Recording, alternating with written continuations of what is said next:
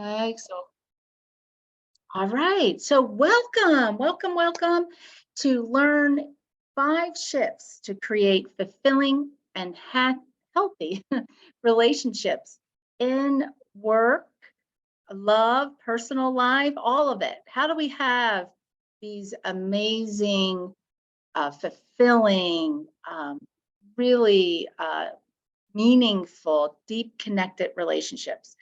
And specifically, it's for women who want to stop people pleasing and authentically share your truth and have these reciprocal relationships that are filled with respect, honor, and deep connections. I mean, I think about this, um, and I think all of us, and that's why we're here. If at the end of our lives, if we think about God, I had these most meaningful moments in my life filled with fun and deep connection, and that's one of the things that's very important in our lives. Okay, on to our next slide.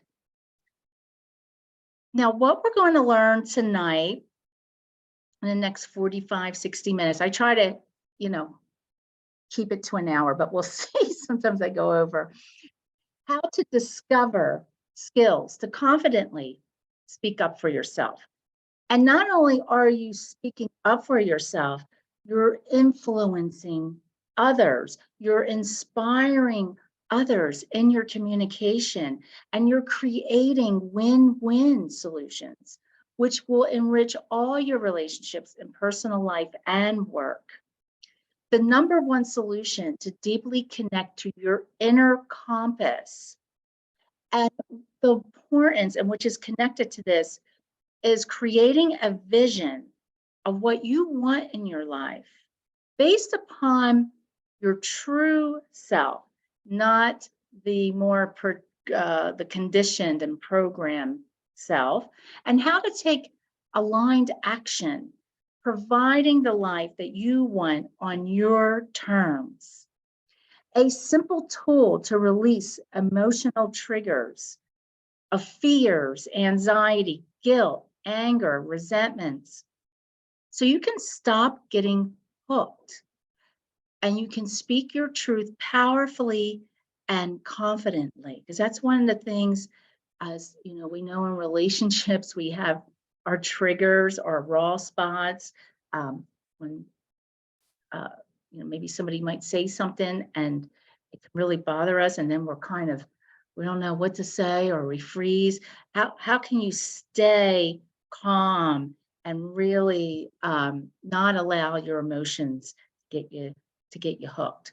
And how the good girl syndrome is deeply embedded, running the show and really stopping you in having healthy relationships, especially in your love life.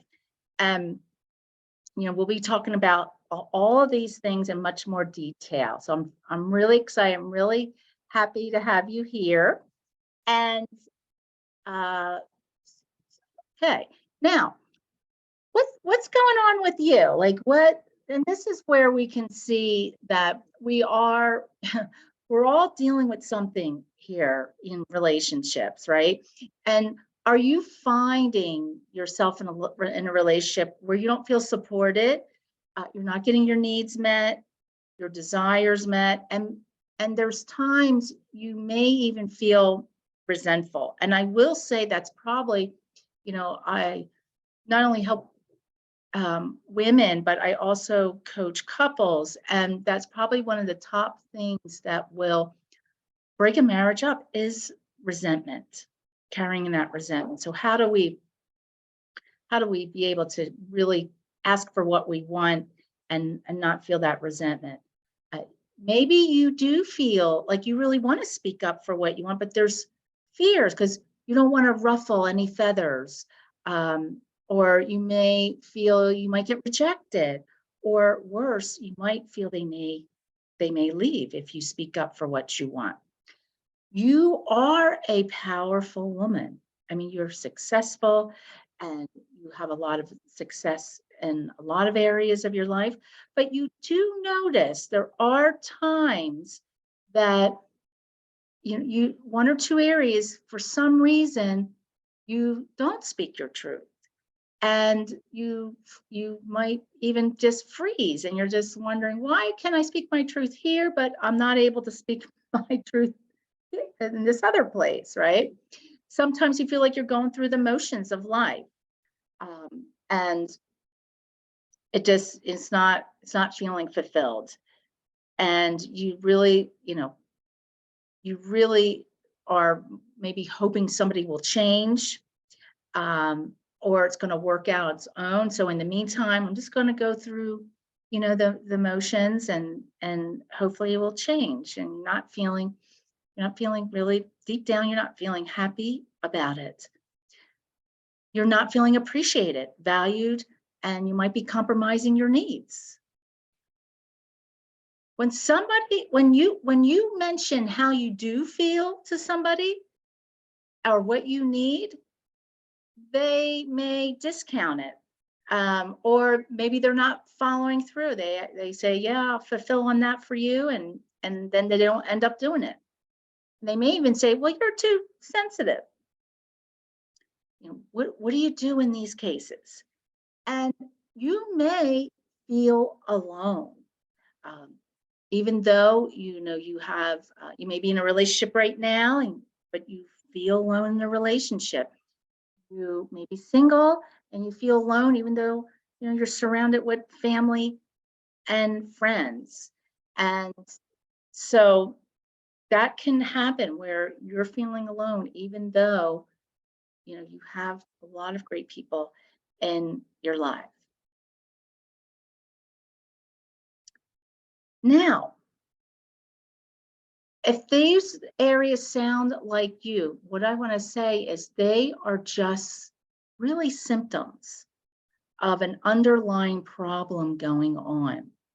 And once you learn how to solve the problem, that's when you can change this around and have the fulfilling and healthy relationships that you desire.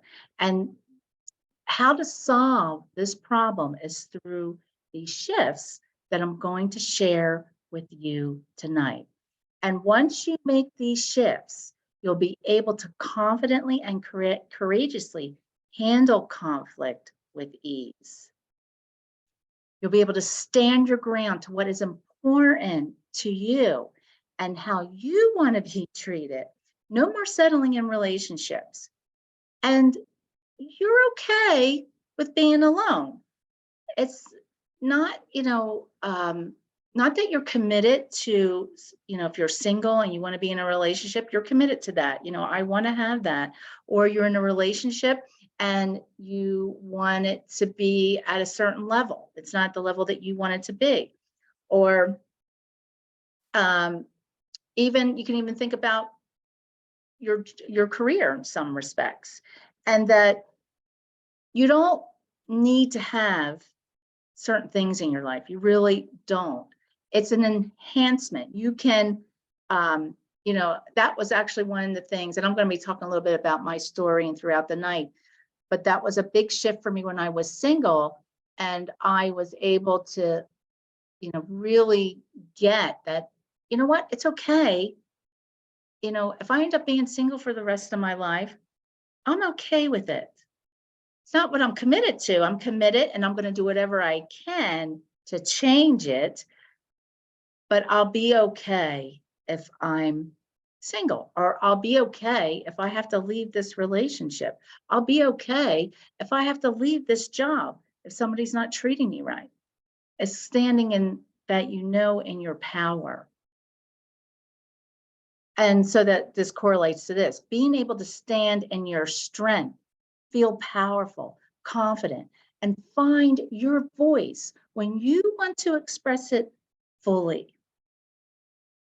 And have supportive relationships where you feel heard and understood and supported. Yes, you can have that.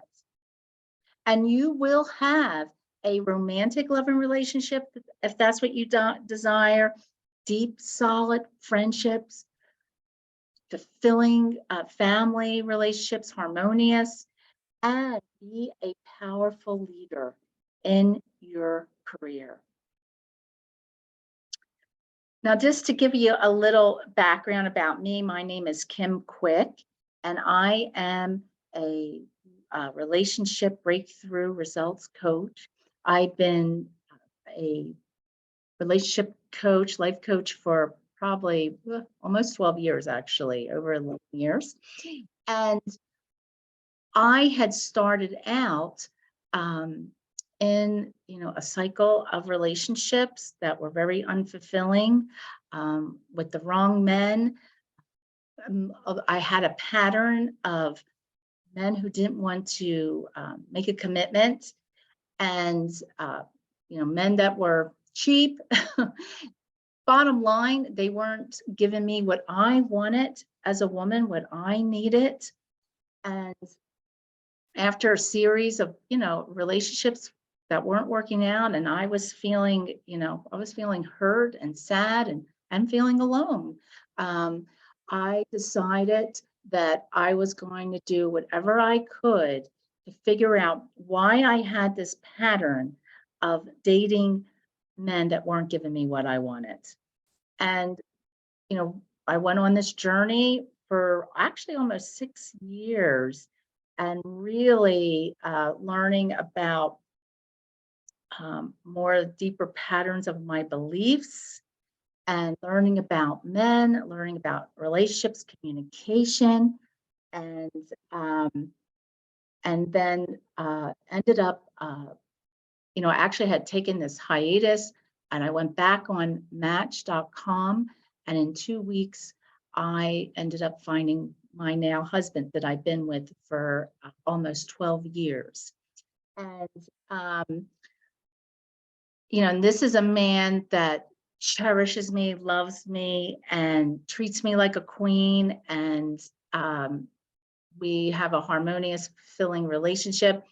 And, with everything I'm going to teach you tonight is part of, if you're single and you want to find love, or if you're in a relationship and you want it to be better, or maybe you're wondering if you should stay in a relationship, or maybe you're even finding you're having some type of conflict at work, because it's all similar. It's all connected.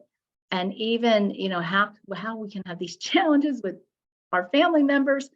How do we move through all this inside of feeling empowered, being able to share how we feel, and knowing how to set boundaries and what's important to us, and following through with that. So I'm very excited that I'm going to be sharing this information with you. And so we're going to start off with our first shift. And the first shift is, I say it's taking responsibility and an openness to learn and grow. Now, let me step back for a second, because number one, it is not your fault that you're having these relationships that aren't working the way that you want them to. It's not your fault that you're single and you're having a hard time finding love. You're in a relationship, it's not working out, et cetera, et cetera, et cetera, with all the relationships. It's not your fault, because we've had some deep programming and conditioning from our role models that has us be a certain way that's actually getting in the way of having the healthy relationships that you want. And we're going to be talking much more deeper about that tonight. But at a high level, I want you to get, because it can feel, sometimes we feel distraught. We feel, I don't understand why this has happened. We don't feel like we can control it. And then part of us is feeling, we're going down the victim mode. Now, like I said, it's not your fault. However, It is your responsibility. It's your responsibility to learn and to grow. And that's the key, that you have it deep within you to change. Anybody can change. It does take an intention to change. And it takes, yeah, I want this. I want to change. That's where I was. I was tired. I was tired of this cycle of relationships. And I wanted my relationships to work in my life. And I said, you know what? I'm going to do whatever it takes to change this and to learn everything that I can to make a difference. And whatever happens, happens. That's great. But through my journey, that journey, it's not always all, of course we want the results in our lives and what's important to us, but there's the journey of your growth and learning. And can you just imagine, like, if you could just be in that space, like, you know what? My soul journey is to learn and grow right now. That's what's important. The other thing is and we're going to do a little exercise in a second, is that we lose our power. We lose our power. Our power is out there. It's out with, feeling disempowered of these men with online dating, or this man that you were dating and he really let you down. Your power's out there. Your power's in a relationship right now, and maybe, if you have a partner or your husband and he's driving you crazy about something and he's letting you down and you're not feeling good in the relationship. Your powers, or your powers with the boss that's, not giving you the promotion. You want to pull your power in, pull it back, because you have it within you, your power. So we're going to do a little exercise and just close your eyes for a few seconds. And I want you to imagine that within your solar plexus area, it's right underneath your chest, in between your rib cage is the solar plexus. And I want you to imagine like this white light, and it's this power light. And what you're going to say to yourself, and you can do this exercise too after this class, because I think it's more powerful. You can speak it really out loud. I guess you can do that tonight too, because I have everybody on mute. You could do it. I want you to say, I pull my power back in. I pull my power in. I pull my power in. Wherever it's been left out, some here, there, where, I am pulling it right into my center. And that's where it belongs. And I can feel it. I can feel that power within me, and I'm pulling it in. Okay? Just to feel that. Like, I am powerful. I can change. I have it deep within me to do this. I can do this. Oh, wow. That was, I can feel that within for myself. So if anybody wants to share in the chat how that was for you, please feel free. You can use the chat to share to, like, yeah, I can relate to that, or that felt good, and if you have any questions, I'll make sure I check that at the end when we do our Q&A, and anybody's asking for some help. Okay, awesome. Let's move on. Is everybody having fun? All right. Shift number 2, release the programming and conditioning, which I was talking about earlier, which is part of the reason why we are here, why we're where we're at. That's what I mean. So at a very early age, and up until now, this has been happening. We have created beliefs based upon conditioning, programming, and learning from our role models and society. We also have beliefs that have been passed down from our ancestors. And there's these different types of programming and conditioning. One is suppressing our feelings and our emotions. We have been taught at a very early age to suppress our feelings and emotions, and we don't even know what we're feeling half the time. And if we don't know what we're feeling, how are we going to express that to anyone? And the other thing too, with suppressing our feelings and emotions, it's almost like a snowball at the top of a mountain, and how a snowball will come down the mountain and it's building up, building and building up. This is the same as it is with our feelings and emotions that we keep pushing down and we keep suppressing. They keep building up. It's an energy. And you know, it's connected to our nervous system and our mind and body. All of it. It's all connected with these feelings and emotions. And so when we can start to be with our feelings and emotions, number one, it's actually very healing. We're able to release some of the old programming and conditioning. And I'm going to get more deeper into this too. And we can also, okay, I have my feelings going on right now. You know, they're just feelings. We don't have to get hooked by them. And yeah, these are my feelings. And I don't have to be ashamed of my feelings, and I can share my feelings. And your feelings are the gateway to your needs. Your feelings are telling you something, something that you need right now. Maybe you need more compassion. Maybe you need more peace. Maybe you need to rest. Maybe, you know, you need to be heard, right? So, but because we keep pushing those feelings down, we're never going to know what our needs are.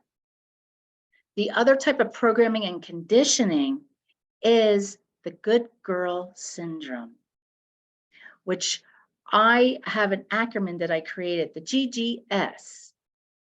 The good girl syndrome, that, and you know, that one has been, and it's related in some respects to the feelings and emotions, but I'll just keep that to a side. But the one thing is that this has been happening for a very, very long time, way back. You know, that's one of the things where I say it's been passed down from our lineage, from our ancestors. And the good girl syndrome even started, like, you know, we're a lot different than we were from our parents and their parents and way, way, way back. You know, there was a time where, you know, women, as we know, were deeply suppressed. And, you know, it was just even, you know, you got married as a financial situation with your family. And at that time, it was like, okay, you know, I don't ruffle any feathers, put my head down, listen to my husband, do what I'm told. And even in the family, it was, you know, do what I told. And of course, yeah, now it's a lot different.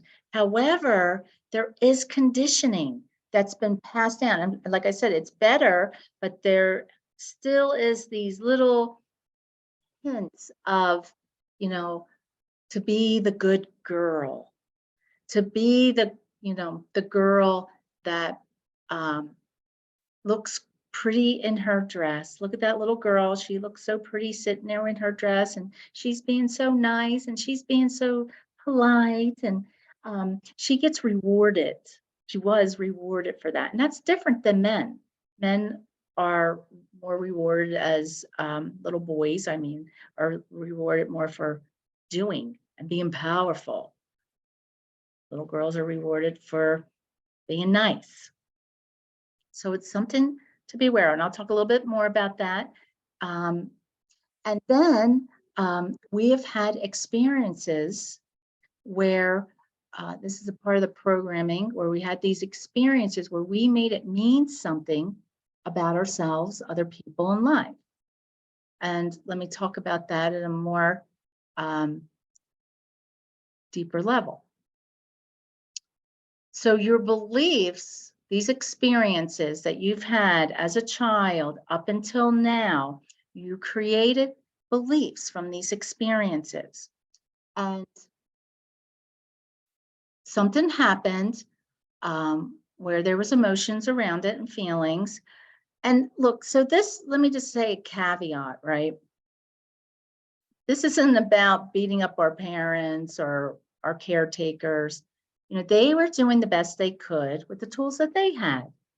And, you know, some of us have had experiences in our life, what we could say is a capital T trauma, sexual abuse, alcoholism, drugs, mental illness, you know, physically abused, verbally abused, abandoned, you know, these experiences have affected us. And we also have what we can say a small t experiences, small trauma. And it could have been something simple as, I don't know, you drew a picture, this beautiful picture, and you came home from school and you were so happy to show your mom. And maybe, I don't know, she was having a bad day and she's like, I cannot, not now, little Mary, not now, right? And, but as a kid, we can't process that as we would as an adult now, like, oh, well, mommy's just not, you know, feeling good right now. We would have made it mean something about ourselves. You know, one of the examples I have right now, I feel alone, right? I feel misunderstood. My needs aren't being met. I feel hopeless or helpless or not good enough. And what ends up happening is this belief connected to, you know, our body, our nervous system, our minds have, and actually gets neurological pathways get into the brain. And we have this belief now. So the example I'm using right now is I would have created a belief, well, I'm alone.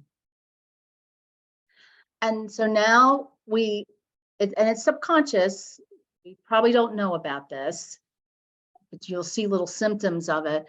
And not only did we create that belief, you will reinforce that belief over and over again. And that's why we have these patterns. And it's subconscious. The subconscious wants to be right. And so it ends up where you make these choices based upon this belief you have, and then you just keep reinforcing it. And it's just, that's where that self-sabotaging or self prophecy or something. I don't know, I'm not saying that right, but anyway, sometimes I do that, so that's okay. I can still have self-love for myself. So anyway, so now here's another example of that where we have this reinforcement behavior. You come home from work, you're single, and the house is empty, right? Or you're over the weekend and you're single, and it's just like, oh, here I am again alone. Here I am again, another date didn't work out. Here I am again, and my husband isn't, you know, fulfilling on what I want, or he doesn't hear me. He's not listening to me. He's not able to give me what I need. And so you'll end up doing certain things in some respects to protect yourself, because when this stuff happens, we create a mechanism to survive. And so you, because of this protection for yourself, and you don't want to deal with rejection, there's a part of you that's kind of has a wall up, or an arm's length out, but you will rarely ask for support because you feel alone. Nobody's there for me, so I'm not going to ask for support. Or you may ask for it in a way that will alienate people. You may complain, maybe you'll whine, or you'll be demanding. You may feel chronically misunderstood. You will have a hard time asking for support, or you'll be overly self-sufficient. It's also what can happen when you have that deep belief of feeling alone is you you may stay in a relationship too long because you have such a fear of being alone that you'll put up with stuff and you'll settle. So it can go different ways. It just depends upon, your own energetics and belief and things that have happened up until now, but they can play out in different ways. Some other belief examples that you might have created at an early age: I am bad and a disappointment. And like I said, our parents are doing the best they can, but maybe, you're real excited, you come home, I got the B, and your mom or your dad say, well, why couldn't you get an A? So you might have had these overachiever parents, or they might have compared you with siblings because there's sibling competition. Maybe they were angry with you, and like I said, as a child, we're not able to process things the way we would as adults. So now I got this belief, I'm bad and I'm a disappointment. So what you end up doing is you'll compensate for that. And now you'll be an overachiever. You will be driven to be good to the extreme. That's where the GDS comes into play. We can see that example. I'm going to be good. And you may be over responsible. Did we ever, we're over responsible for other people's feelings? We're taking responsibility for what, how they're acting. We are not responsible for other people's feelings. You're responsible to yourself, and you're responsible for how you are, communicating and presenting yourself and the choices that you're making. But we're not responsible because that's their own stuff. However, they're reacting or reacting to something. Another one, and these are just a few. There's a slew of them. But I am not enough, and this could have been like where you felt abandoned as a child, and so now you're going to do more for people to feel enough, or you're going to do more to feel love. The more that I do, the more that I feel love. And that's where we're over giving, self-sacrificing. You're focused on others people's needs versus your own. Other people's needs come first more than your own. I'm powerless. Something happened where you did not feel, where you felt helpless. And we can see this in the alcoholic families, mental illness, and maybe even a dominating parent, very dominating parent. And you're in this situation where you're feeling weak, helpless as a child, and you're making it mean I'm powerless. So now you have a hard time maybe being vulnerable. It's too, you don't want to be in that state. You have to protect yourself. You want to be the hero, the overachiever again. Now, because you need to be the hero, you need to really feel like you're powerful. It's kind of a false identity of feeling powerful. Someone might have a hard time contributing to you, and you might have this where you're always feeling right. You may be unapproachable. You may have a hard time taking praise. I see that a lot in women, where you give a compliment and it's hard for them to even receive a compliment. It's like, oh, I'm you know, that's, yeah, like they get real uncomfortable to even receive a compliment, get uncomfortable receiving in general. And I will say that, little caveat, that that's one of the things, if if you want to have this harmonious, fulfilling relationship with a man, more the alpha man, it is that they want to give to you. They want to make you happy. And they want a woman that's able to receive. It's very important to take praise, and not that they don't want someone they want somebody that's independent and smart and successful, but they also want, as you probably heard, about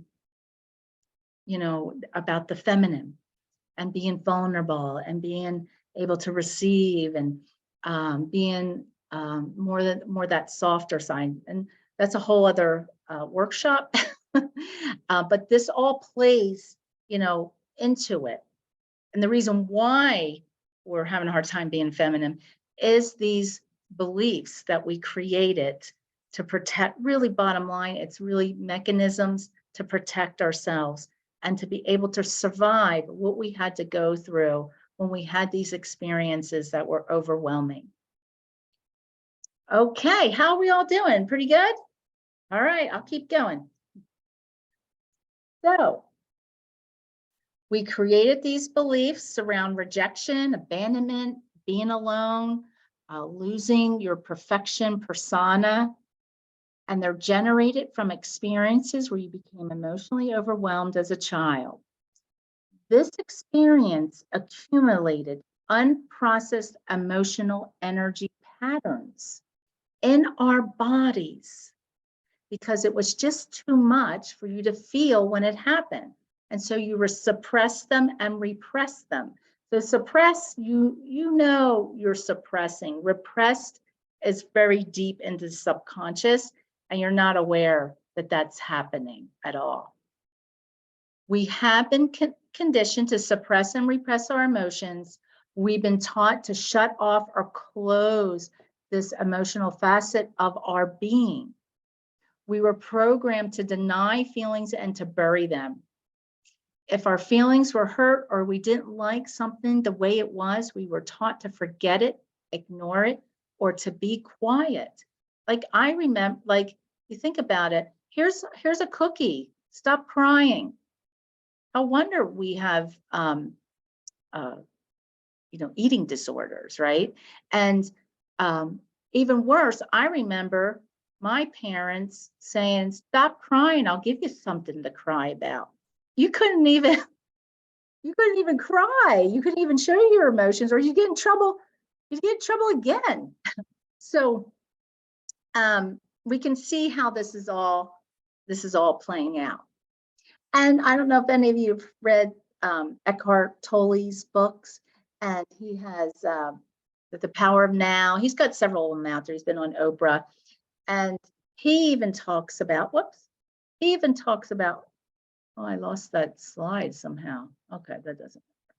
So he even talks about the pain body and how that is affecting us until we bring awareness to this pain that we're feeling in our body. It's just going to keep perpetuating itself. It's going to keep playing out. So one of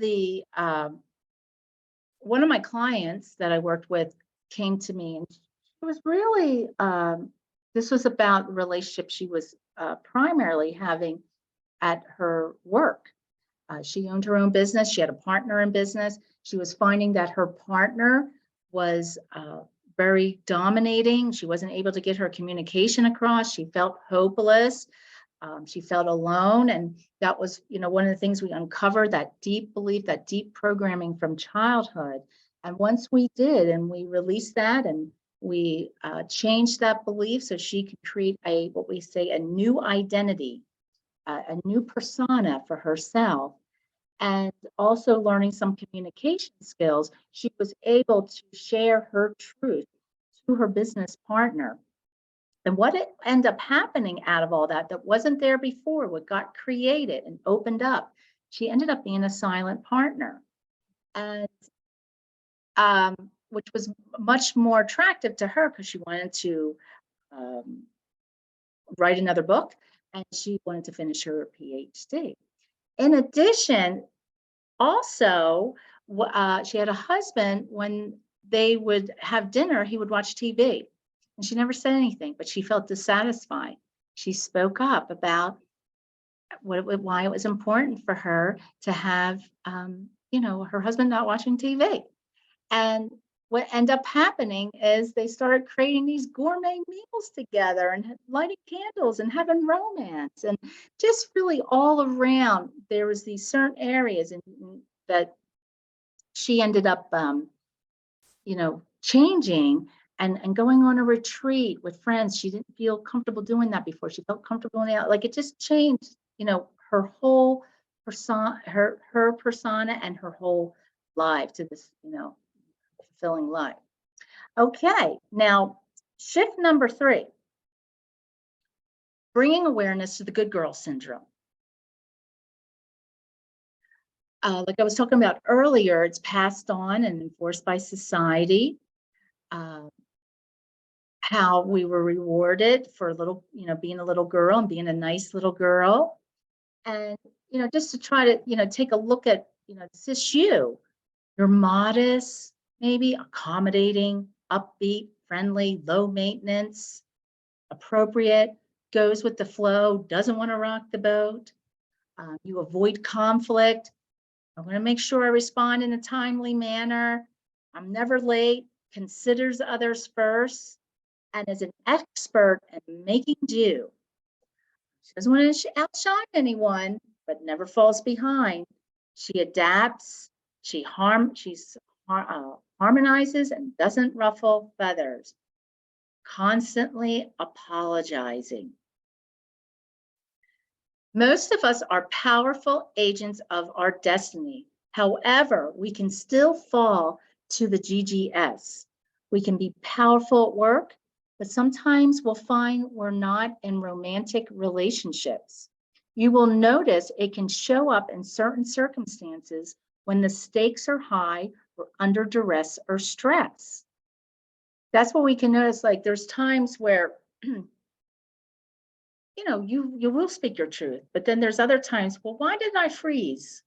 Or, why did I overstep that dig? Why did I overstep, my boss, taking my idea? A lot of, or why do I overstep, a man saying something that I didn't like on a date? A lot of times the stakes are high. There's something to lose there. There's some type of stress that we will do that. Then there's the GGS part 2, the independent woman. She can bring it home, the bacon, and fry it up in the pan. She doesn't have to ask for help. She doesn't need it. She doesn't want to burden anybody. She can do it all, doesn't ask for help, and doesn't want to ask for favors. Very independent. It's very hard for her to receive, like I was saying earlier, and to accept compliments. She's exhausted. She's running on empty, and she's resentful as hell, self-sacrificing herself, saying, I'm fine. I don't want to rock the boat, or I don't want to ask for any help. I can do it. And I got that from my mom. I was like that where, because my mom would say, be independent. And she said, don't count on a man. And not that that's, we're not saying that's not good to be independent. We want to be independent. But then I found myself at 40 single and never been married because I couldn't count on a man. And I found myself so independent that it was hard for me to receive. I remember one time a man tried to help butter my bread. And I was like, I could butter my own bread, being in that space. And like I said, there's always a balance with everything, right? So how is the balance? Is it tipped too far? Are you giving so much because you don't want to be seen as the bad girl? Are you giving from a place where your well is filled up, or are you trying, or you wanting to be liked, or you don't want to be rejected? Shift number 4, connect to your inner compass. This is really focusing on coming from within when you are making choices versus out there. You know, there's the shoulds, oh, I should be doing that, right? Or, thinking about what the other person wants. What about what you want? What about what you desire? Really starting to connect with that. And so I recommend that you start writing down on a daily basis. Have a deeply desired journal, and maybe, I don't know, you're out and you notice something, you're like, wow, I really love to have that, or that's really cool what she's doing or he's doing. And it's coming from within because it excites you. Or notice, what am I complaining about? What do I wish was different in my life? What do I secretly wish I had or happened? And start just to write it down and see, wow, this is something that's exciting me. And to create a vision of your life, a vision of your deep desires, your deep needs. And okay, now I know what I want in my life. What are the actions? What are the choices that I'm going to make that happen? And be aware, the GGS will want to squash that. I don't have the time. I can't have that. It's too hard. Because good girls don't desire anything. That's the syndrome. We feel like we don't deserve to desire, and we want to squash that GGS. Shift number 5 is what I call confident communication protocol. So these are skills now we're bringing in. One thing is important is if you feel like you're in a situation where you're feeling like you want to freeze or you don't know how to answer it, ask a question. Any question, just so you can keep the flow of the conversation going. The other thing is when you are asking for something, something's bothering you, is to come from you. And this is, I've learned this type of communication skills in my journey from different places. One of the places is called Nonviolent Communication. It's a book written by Marshall Rosenberg that I highly recommend. And when you are speaking, it's coming from, this is what I'm observing. This is what I am observing versus you. Because when you get into the, you did this, people get very defensive. But when you come from, this is what I see, this is what I hear, this is what I'm experiencing, this is what is important to me, and this is what I need. It's a 4-step process. You're going to have a much more success in getting what you want by sharing by this protocol.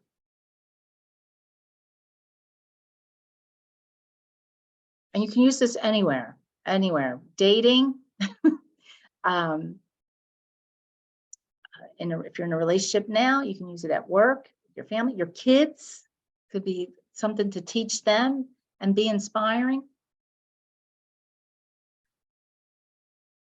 Another client that I worked with, she had a hard time communicating what her needs were. And she had been married before, divorced. She was in a relationship for 6 years, and man never asked her to marry her. She stayed in and settled, hoping that he was going to change his mind. She even had hired a matchmaker. None of it worked. And then her and I worked together. We uncovered why she was having a hard time really sharing what she needed, and that she deserved to get what she wanted, and that she grew up with a father that actually said, you were here to be seen and not heard. And so that sunk really deep in her. So we uncovered that, we unraveled that, and we created new beliefs, a new, what we could say, a persona, new divine self, really, for her. And she started dating actually several men, and one of them really stood out, and he wanted to have it was after a month that they were dating, he's like, hey, let's take ourselves offline, and I don't recommend that. I think that you should continue dating at least for a couple months before you get in any type of commitment, because it takes time to learn. So don't take yourself out of the game until you're sure. And so when he asked her, can we take ourselves offline? She said, well, I really like, and well, wait a minute, back up. I shared with her how to say it. And she said, I really like you a lot, and I could see us being in a relationship. And I would like to take some time, and I'm not ready to go offline. And she was a little fearful, because she was like, am I going to lose him? Right. So there's that, oh, I might lose the person. But we got to stand in our truth. We got to stand what's important to us. We don't want to abandon our own self because we fear of abandonment, right? And so what ended up happening, they did end up being in a committed relationship, and they got engaged in 6 months and married 6 months after that, and totally happy. And one of the things he said that really stood out for me is, he's like, you're one of the best communicators that I ever had in my life. So that was really cool. So that's how these shifts, what they can create. So now that we're wrapping up, a couple things.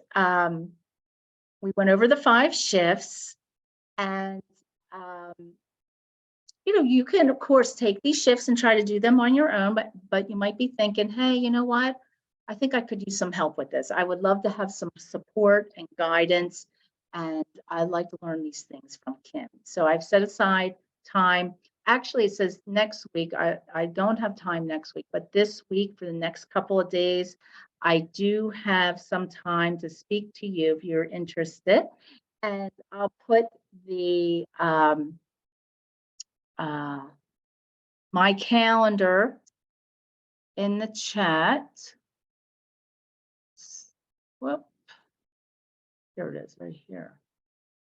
Let me just get out of this for a second. I'm just going to stop. Oops. I can just stop the seminar.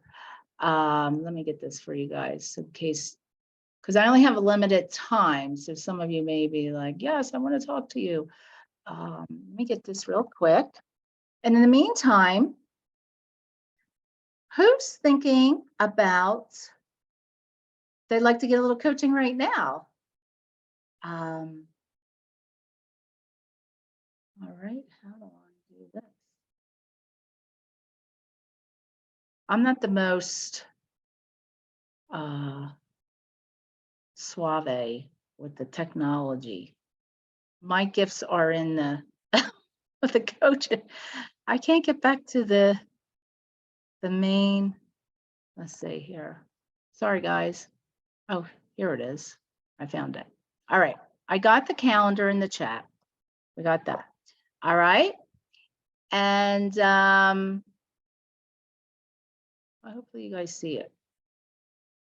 And then I'm going to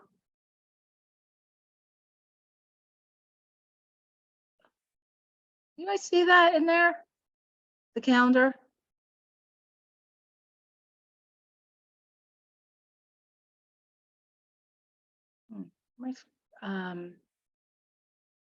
I'm freezing right here.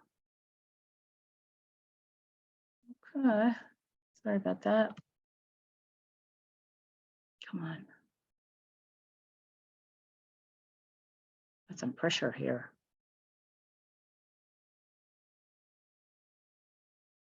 Just give me 1 second because I'm not able to. Are you guys able to unmute yourselves by any chance? Connie? Yes. Okay. Well, so Yeah. you guys can unmute yourselves. Oh, here we go. Now I got it. All right. All right. Here's the chat. Oh, I got something going on with the iPhone. There we go. All right. Okay. Got the calendar in, in the chat, and I'll email it to all of you too. And got that. And then let's see, I'm gonna. Okay, so you can unmute yourself. And who has questions? Q&A. Don't be shy. Here to support you. No question is stupid either. No question is small or stupid. All right, I'm waiting. Or who would like some coaching? I got hotspot coaching, 1 hotspot coaching tonight. If you would like to ask me a question about something that's going on in your life or your relationships, this is a great opportunity. Yeah. Hey, Kim. This is Karen, and I don't have a question right now, but I do just want to say that listening to you go over these different, I guess, triggers, especially the good girl syndrome, is something that I had thought about. You know, you hear about it and whatever, but until I started hearing your thoughts on it and how you present it and the kind of deep impacts that that can have on us now as grown women, it's just like, wow, this is really, I don't know. I think it's kind of very life-changing stuff when you start looking at things in that light. So I just wanted to put that out there because, yeah, I think this stuff is great. Um, Oh, well, thank you very much. I appreciate that. I appreciate, that you could see, how you've heard the good girl syndrome, and then with tonight with the different really specifics, how it can impact you really in relationships. right. And, one thing it does make me think of, I remember a couple of times where I have, as you would say, spoken your truth or asked a question or challenged something someone else had said, especially a man, and they come back with, God, you're always causing trouble like this. And you're Yeah. like, what? Yeah. I mean, See? how do you respond to that? I'm speaking my mind. I mean, Well, what do you that's a think? good question. If someone were to say, like, you're always causing problems, and or you're too sensitive, like I said before. And what you could, well, number one, realize that that's their own stuff, right? That they're feeling threatened, right? In a way, right? If you're saying that you're causing some problems, right? And, there's different ways of handling it. It could be done with humor. Yeah, I know. I love to make waves, and I'm a powerful woman. And, and in my experience, I like to speak my truth. And what's important to me is that I get my point across and I make a difference. What about you? Then we bring it back to a question. What do you like to be powerful, and do you like to make a difference? So you can create that flow, that dialogue, not get hooked, because we would normally probably get hooked like, well, what the hell is that supposed to mean? I'm always causing problems. Like we would say that in our head, right? And then we'd be Right. pissed, or we would feel embarrassed, or we would shrink, maybe even. And so that does take, to connect to that inner power, and the truth of who you really are, the truth of you. Now, he's got his own stuff going on, but what's the truth of me? I know who I am and the difference that I make, and what I'm up to in my life, what I value. Now, somebody else might have some other opinion. That's okay. They can have it, but I'm not gonna shrink because somebody else isn't liking something that I'm doing. Right. So Okay. there is that connection to your power and who you really are. Your, what we say, your divine self, your higher self, your diamond self, the one Mhm. that's the deserving, radiant goddess, Exactly. the queen. Exactly. Exactly. Yeah, that's right. That's a really good question. Thank you. And thank you for sharing your truth. I You're welcome. appreciate Thank that. you. Anybody else like to have a question about something going on, or would like some help with anything? Have this moment. Use it while you can.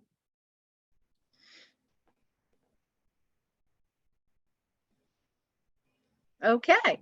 Well, I am going to do my drawing here for the free coaching. See who I can't get to this other section now for some reason. Oh, okay. All right. I was sharing my screen, I guess. That's what the problem was. I guess I didn't stop the screen share. All right. Sorry about that, guys. All right. So I'm going to write these names down. Mary, Brenda, Carol.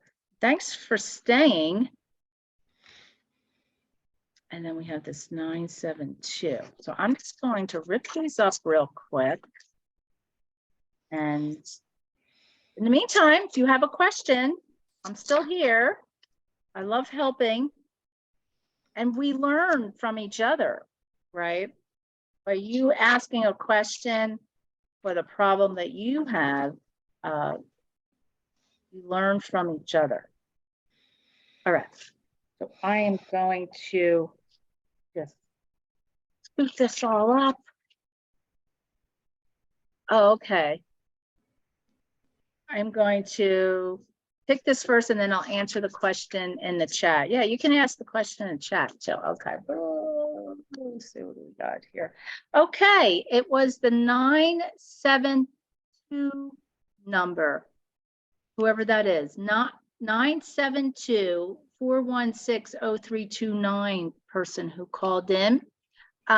What you'll need to do is I'm going to unmute you, or at least because you're on the phone.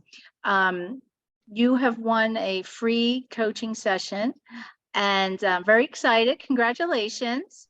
And if you could either you can email me at kim@foreverloveformula.com to let me know who you are so we could set up a coaching call. So congratulations to the 972 number. Okay, awesome.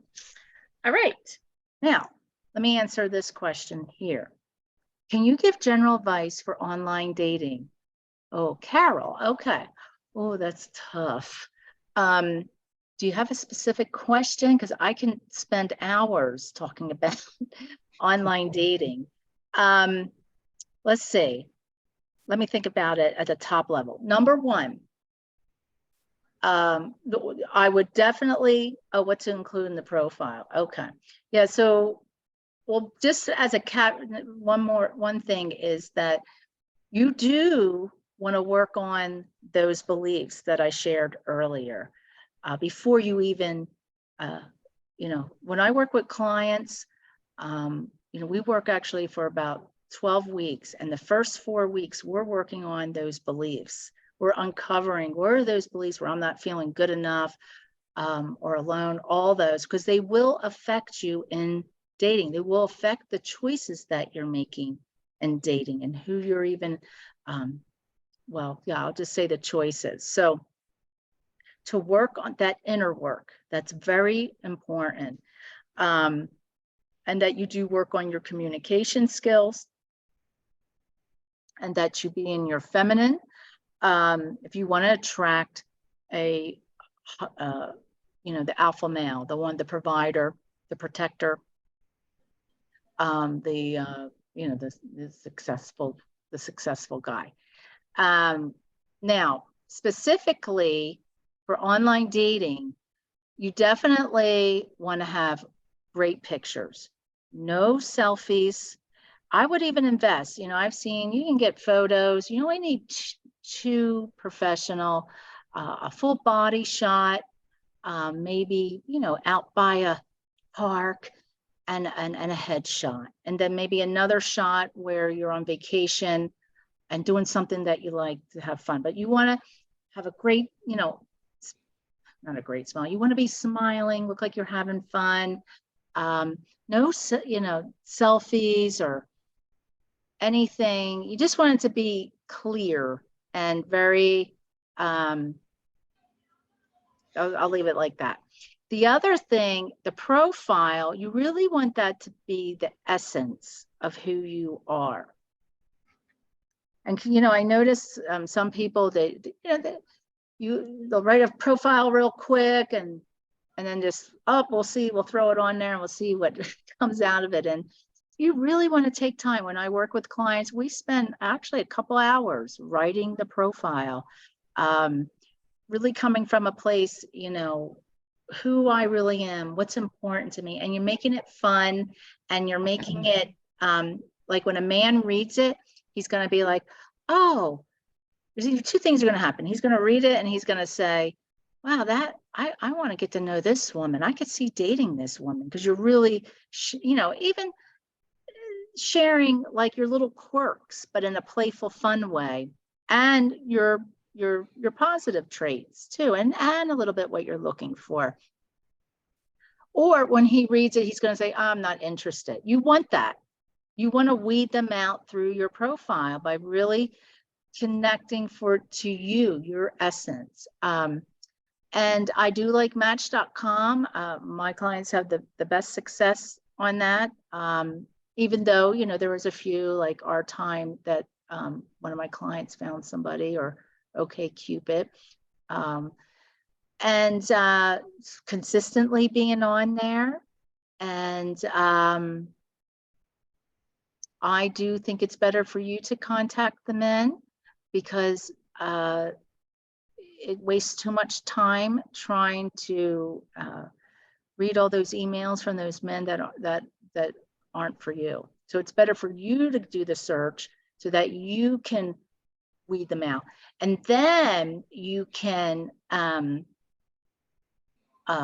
once you message them, then put it in their court. Allow them to then, follow through. Because a lot of people are saying, well, why would I contact the man? Because that's not being your feminine. And I disagree, because you're not asking them out. You're just reaching out saying, hey, I'm interested in your profile, and then let him take the ball. One of the things, I was just recently talking with my client today about, having long phone calls. Do not agree. I think you should have at least one phone call, make it 30 minutes to an hour, and then maybe another one, and then meet. No long phone calls. That's a bad sign. And it's just really, like I said, in summary, is having the profile of your essence, pictures of your essence, and learning how to discern. How do you weed out the men? Asking good questions. Don't be afraid to ask questions. And what else was I going to say? I don't know if some of you, been in my community for a while. You probably know my story. Some of you may not. But, like I said, I ended up meeting my husband on Match.com. And the search I did, because you can, the one thing I like about Match is you can be a little bit more detailed in your search. And when I did my search, 5 men came up, and so it was only 5, you know, and because you only need 1. And so on the third man was my husband. And, you know, I didn't really even like his picture. I almost didn't contact him because of his picture. So that's one other thing is, don't be so picky about the pictures, because men don't put up the best pictures most of the time. And so then when I did meet him in person, I was pleasantly surprised that he's actually very handsome. But you know, online dating works. You know, I've had a high success rate with online dating with my clients. What's great about you know, not all, right, but there's men on there that are looking for love, and you can be very picky in what you're looking for, and I would be picky, and picky about the right things. You know, it's not always about hair and other things, but, you know, there's these top things that you're looking for in somebody. You know, is it somebody that can grow? You know, is he evolved? Is he financially stable? Is he fun? Do you have some common interests, compatibility? Is he kind? You know, is he wanting a commitment? You know, all those types of things would be having all of those. You know, I see a lot of women say, well, one's missing and I'll see if I can change him. No, he's got to have all those top 5 I just mentioned, or it's just, it's not going to work. So like I said, I could talk all night long about online dating. I'm a big believer in it, you know, but it's not going to work if you have not done the inner work. I will say that most of the time it's not going to work. Because the other thing too is because you can get discouraged and you want to quit, but you can't take it personal. You just stay in the game. You know, it's another thing I have to say with myself is I have persistence. I don't give up. I have perseverance. Yeah, I might take a break, but I'm going to learn and I'm going to grow. What are some skills I need to learn? If I do need to take a break, but I'm going to get back on there again. You know, so when I started working on myself, I was 40, and then I met my husband at 46. And then I got married for the first time at 51 or 52. I can't remember. Now I'm 58. So, you know, don't give up. If there's something that you really want, and, you know, I know I'm here and I'm here for you. And, you know, if you really feel like you're struggling, you want some support, get some help. Get some help from somebody who, you know, either it's me or somebody else in the dating world to help you, you know, to guide you, to lift you up when you are feeling down and you want to give up. That's important. So, all right. Let me see here in the chat. All right, good, very good, very great questions. And thank you so much for being here. It's been a real honor and a real pleasure. I love sharing and teaching. And like I said, if you want to reach out and talk to me, if you're interested in getting that support, my calendar's open this week. Next week, I'm not around. I'm actually in a course, and then we can talk about how we can work together. And I will be sending out this recording. And like I said, congratulations to the 972 number. Reach out to me through an email and we'll get your coaching call set up. Okay, woohoo!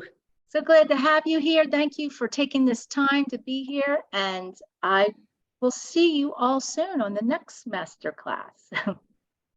Bye, everyone. Bye-bye.